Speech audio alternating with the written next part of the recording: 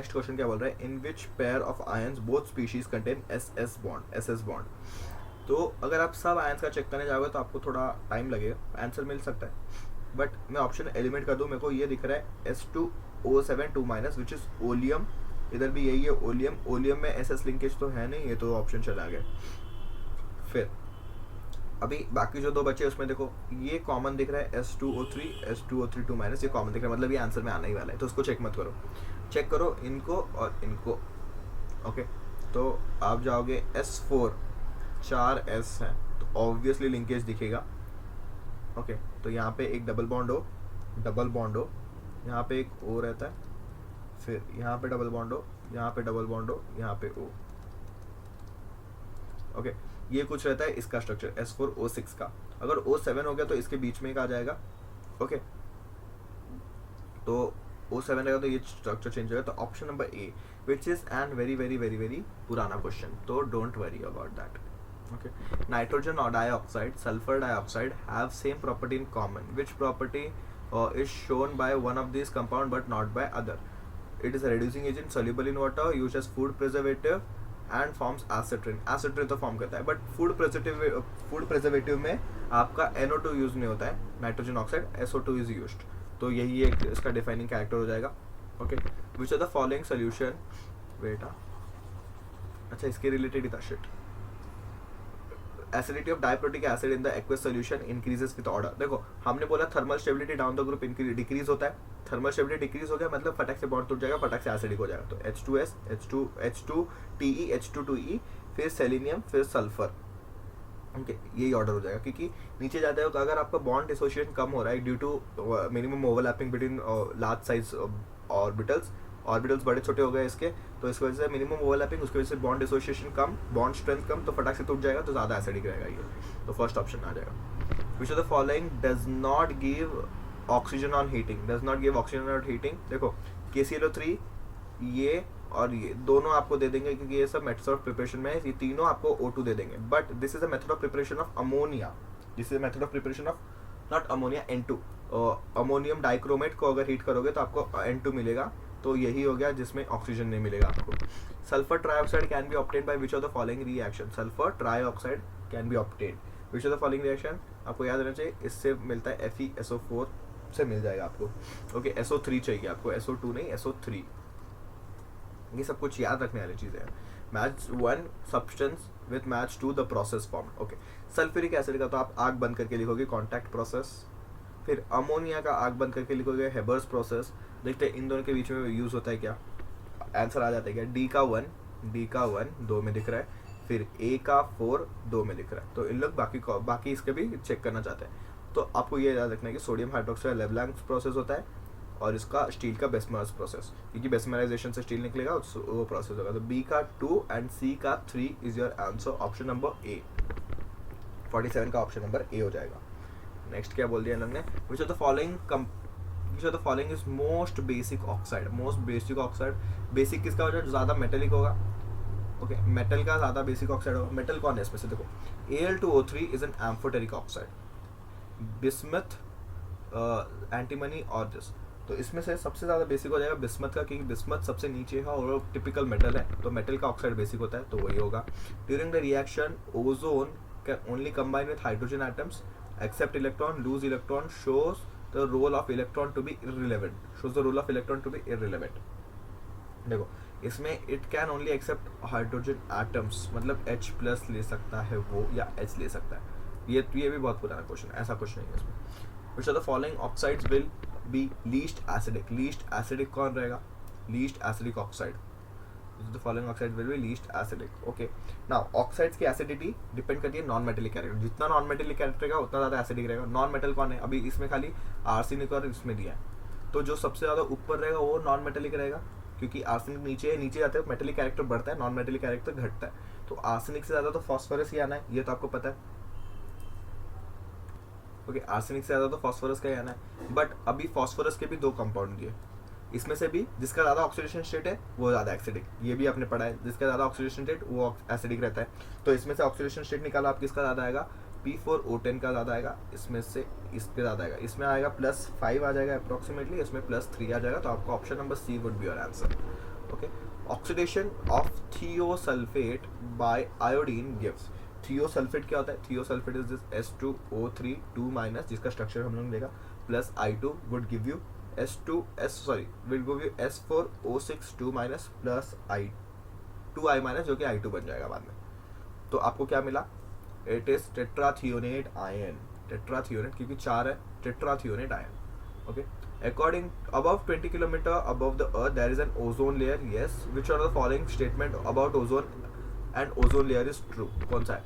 It is a triatomic linear molecule. Triatomic linear नहीं, it is a bent, तो ये गलत हो गया. It is harmful and it is harmful as it stops UV radiation, ये गलत है. It is useful.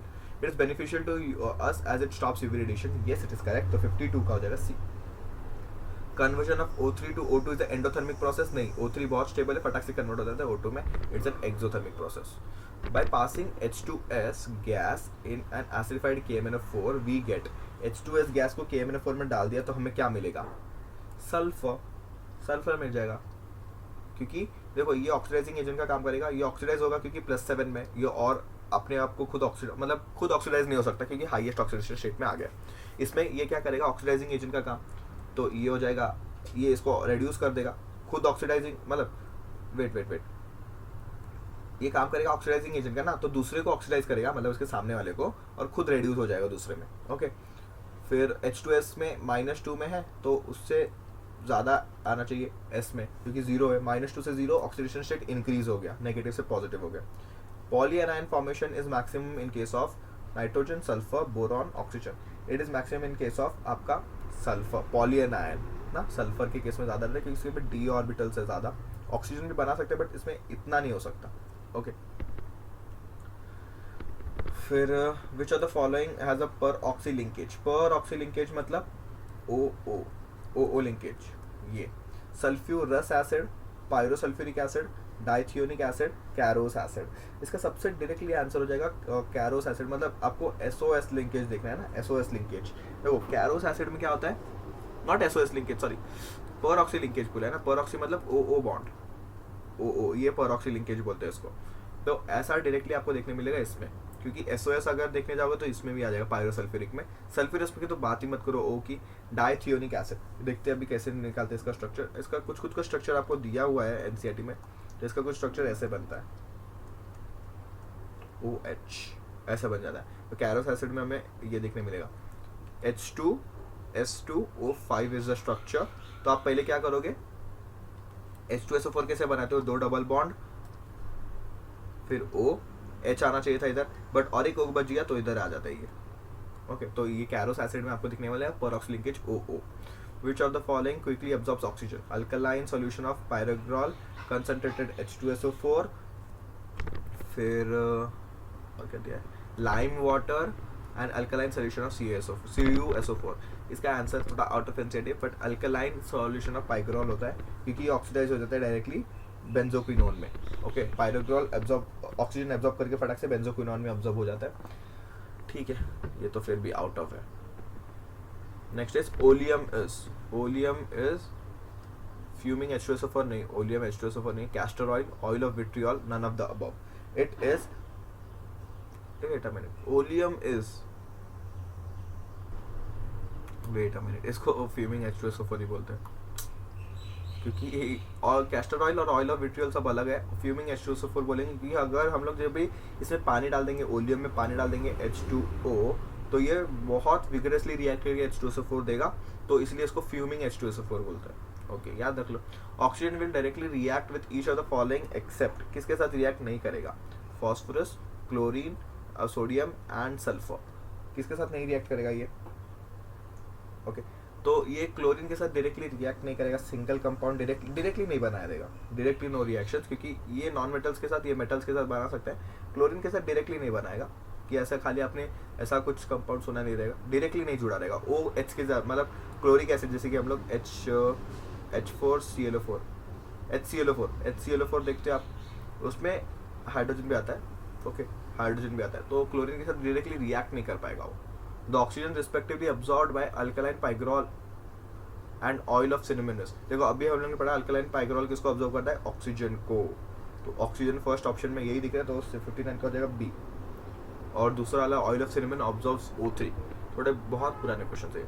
It is possible to obtain oxygen from air by fractional distillation because oxygen is in different groups of periodic table, different group other than nitrogen. Oxygen is more reactive, has higher boiling point, has lower density than this. इसका सबसे best में answer हो जाएगा it has a higher boiling point, इसीलिए हम लोग fractional distillation करके इसको निकाल सकते हैं। Hypo is used in photography to reduce AgBr to metallic silver, convert metallic silver to silver salt, remove undecomposed silver bromide from a complex, remove reduce silver। देखो hypo क्या हो जाएगा, hypo आप कोई भी hypo यूज कर रहे हो, मतलब आपको ये ज़्यादा यूज कर रहे हो, ये भी पुराना क्वेश्चन ही है इन लोग का, तो इसका आंसर है remove undecompose silver bromide as a complex soluble complex. ठीक ही है। चलो अभी आते हैं हम लोग रिसेंट क्वेश्चंस। आप ऐसा समझो कि अगर हम लोग कर रहे हैं 35 ईयर्स का क्वेश्चन बट नहीं आए तो डीमोटिवेट मत होना, क्योंकि बहुत पुराने क्वेश्चन से। अभी उस टाइम के बोर्ड पेपर सेटिंग बोर्ड अलग था, इस टाइम का पेपर सेटिंग बोर्ड अलग है। ओके, तो अभी रिसेंट ईयर्स के क्वेश्चन आपको अच्छे से आए वो करो, और पीछे के क्वेश्चन इसलिए करना है क्योंकि थोड़ा कंसेप्ट बिल्ड हो। अगर कभी एनटीए ने धमाका कर दिया कि पीछे साथ जैसा पेपर सेट कर लिया तो आपको मदद हो सकती है इससे। Okay, ICL is more reactive than I2, फिर ICL bond is weaker then I bond. क्या आप पूछा है स्टेटमेंट 1 ट्रू है, अच्छा असर्शन रीजन दिया है, वो ट्रू और फॉल्स नहीं, उसमें बताना है कि रीजन करेक्ट एक्सप्लेनेशन है कि नहीं।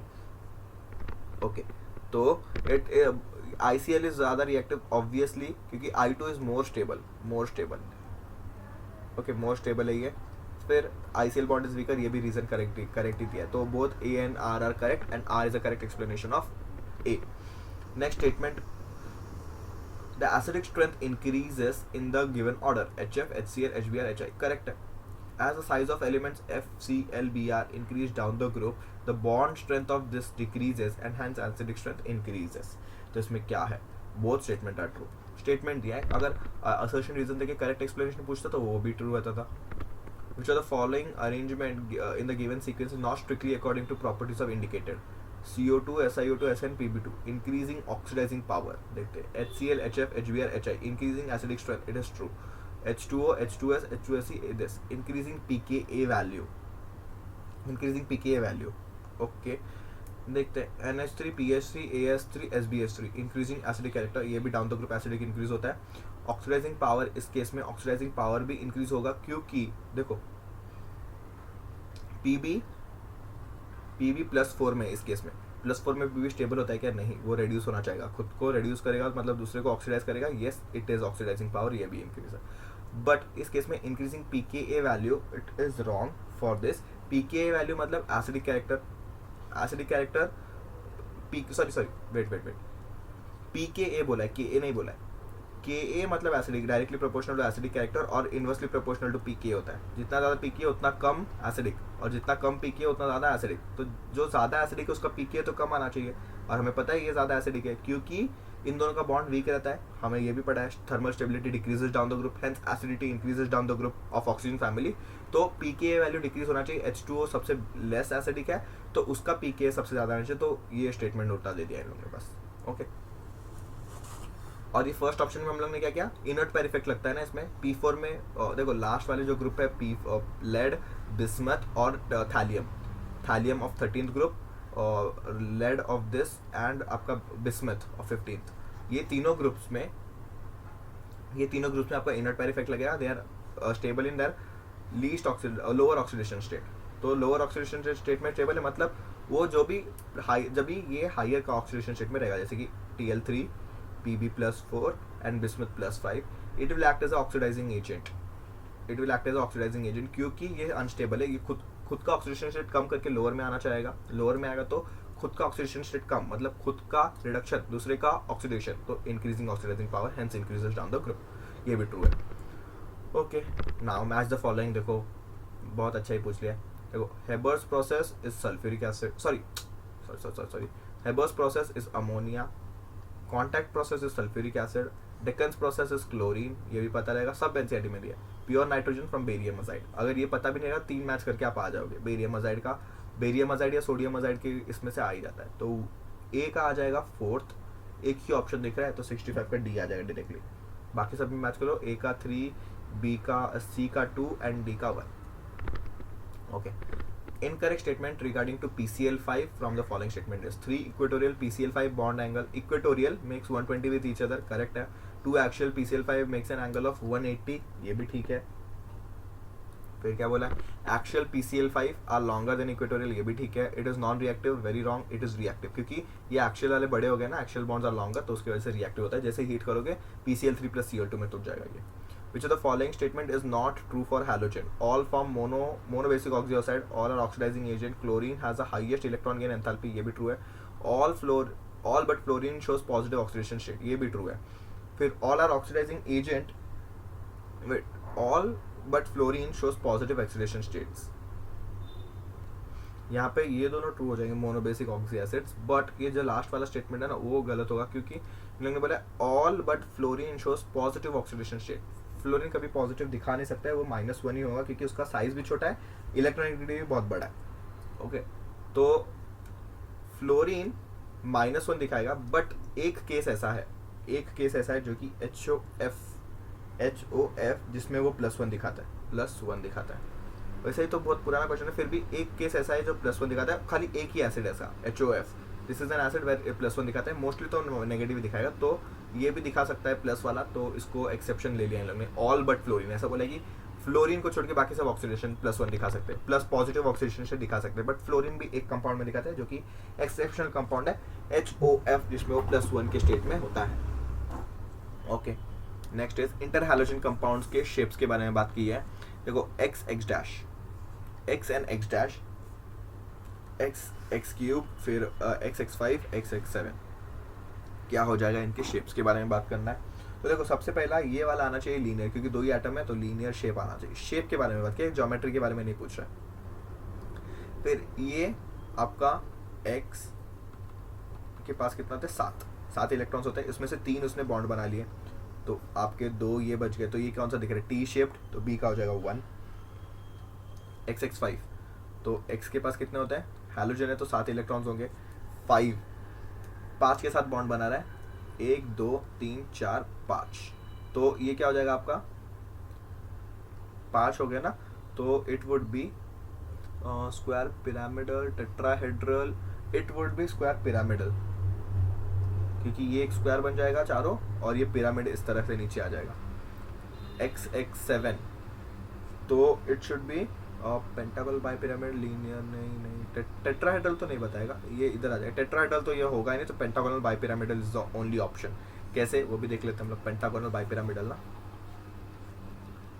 क्या हो जाएगा, इसके 7 इलेक्ट्रॉन्स है, X के पास 7 है, तो हमें कितने 7 बॉन्ड्स बनाने हैं, 1 2 3 4 5 6 7, यस, एक ऐसा कुछ पेंटागन बन जाएगा, और ये बाई पिरामिडल, नीचे भी पिरामिड, तो bi pyramidal.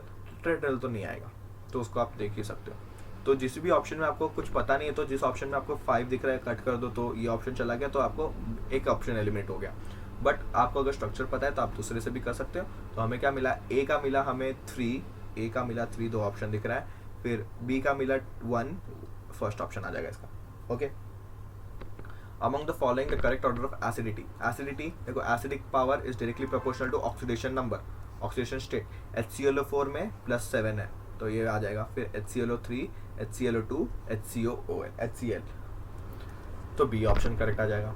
Which of the following order is correct for bond dissociation enthalpy of halogen? bond dissociation enthalpy, देखो आपको लगता रहेगा कि F2 का बॉन्ड छोटा आएगा तो उसका ज़्यादा होना चाहिए, but it is an exception. ये कहाँ आता है, Cl2 Br F2 I2, this is the correct answer, क्योंकि F2 में छोटा बॉन्ड होने के कारण ही इसमें 3 लोन पेयर्स है, तो इनके बीच में बहुत रिपल्शन रहता है, तो बॉन्ड बहुत बड़ा हो जाता है, तो वो फटाक से टूट जाता है, थोड़ा भी हीट करोगे टूट जाएगा। तो इसका बॉन्ड एंथैल्पी सबसे कम नहीं, आयोडीन से तो थोड़ा बड़ा रहता है। तो ये आपको याद करना पड़ेगा, एक्सेप्शनल ऑर्डर है ये, एनसीईआरटी में दिया भी है। The variation of boiling point of hydrogen halide is in the order of HF HI HBr HCl। क्यों, देखो ये हम लोग ने ऑक्सीजन वाले में भी देखा था, HF के बीच में क्या दिखेगा, H बॉन्डिंग। ओके, इन तीनों में भी देखा van der Waals, van der Waals is directly proportional to molecular weight. Molecular weight किसका ज़्यादा है? HI का, फिर HBr, HCl. तो एक्सप्लेनेशन हम लोग ने निकाल दिया. आप भी देखो, electronegativity of fluorine is much higher. It is strong bond in HF molecules. ये हो सकता है. Bond energy of HF molecule is greater than other halides. The energy of shielding, ये सब कुछ भी नहीं है. तो 7 का सबसे बेस्ट ऑप्शन हो जाएगा ये, कि इसका इसके बीच में आपको ये देखने मिलेगा हाइड्रोजन बॉन्डिंग, इसलिए वो सबसे ज़्यादा है.